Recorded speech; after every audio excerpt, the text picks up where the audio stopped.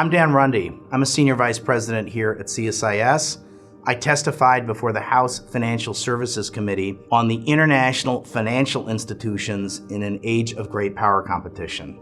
I know a lot about this subject. I used to work at the World Bank Group. I just wrote a book called The American Imperative, Reclaiming Global Leadership Through Soft Power, and I talk a lot about the IFIs in my new book. My recommendations are as follows. I had several messages. One is we need to continue to be responsive to the needs and hopes of developing countries with these MDBs. Second, we should focus more on trying to catalyze private capital with the MDBs. Third, if the Biden administration comes to the Congress and asks for a capital increase for the Inter-American Development Bank or the EBRD, which is the Regional Development Bank for the post-Soviet space, I'm open to the idea under certain circumstances. And I talk about that in my testimony in terms of saying that right now the Biden administration is completely against financing any gas or oil projects in the developing world through the MDBs, or almost under no circumstances.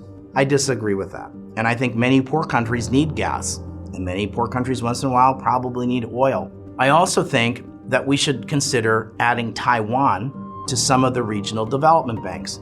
I have proposed that if there's a capital increase for the Inter-American Development Bank, and I'm in favor of it, Taiwan should get first dibs, at potentially buying shares in the Inter-American Development Bank. Mainland China is watching what happens with the Russians in Ukraine. So Taiwan should step up and be a major contributor to the reconstruction, because what happens to Ukraine has a direct linkage to what happens to Taiwan. My closing message is the multilateral development banks are overall a good thing for the world. The United States helped build most of these and was the major force behind most of them. It's important that we keep an eye on them, because if we leave a void in the governance of these institutions, other actors, including the Chinese Communist Party, will seek to use these institutions and ride herd on them to be a force multiplier of their form of globalization. So the United States and our allies need to be vigilant and to make sure that they continue to be a force multiplier of the liberal international order set up after World War II.